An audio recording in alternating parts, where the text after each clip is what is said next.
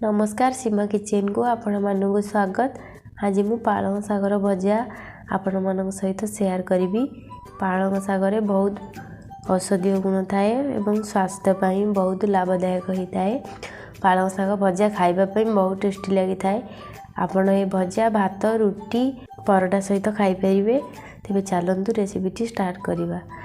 ये मु फ्रेश गोटे बिड़ा पालंग साग नहीं एवं आम आपको काटी नवा छोट छोट साइज करी। यहपरी भाव मु सब साग ए काटी नेबी। ये सब साग को मु भल भाव धोईकी छाणिकी रखी। चलतु पैन बसई साग भाजवा। ये पैन गरम हो जाइए 3-4 चम्मच रिफाइन तेल दे दूची। तेल को ये गरम होगा छाड़ीदवा। 2टा सुखिला लंका मु तेल में पकई दूची। 2टा कंचा लंका काटिकी रखी थी पकई दूची।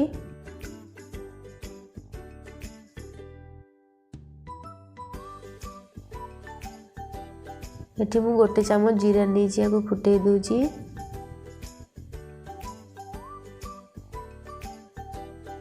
पांच 6टी रसुण खोला को छेचिकी नहीं आग पकई आग भल भाव मिसई दूची।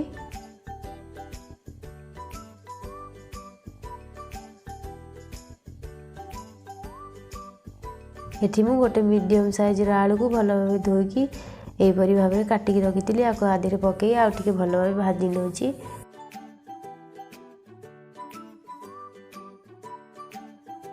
अल्प टिके हलदी गुंड पकई दूची। स्वाद अनुसार लुण पकई दूची।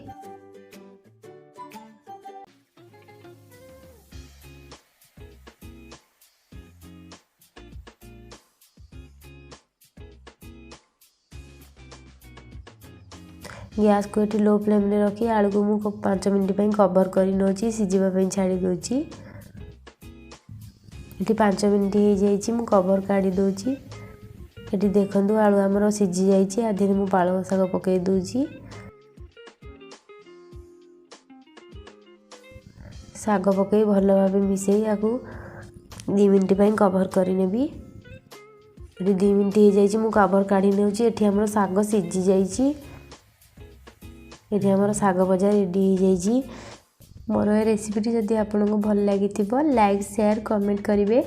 सब्सक्राइब करने को जमा भूलें। रोची नमस्कार। मो वीडियोटी को शेष पर्यंत देखुथिबारु आपण मानकु बहुत बहुत धन्यवाद।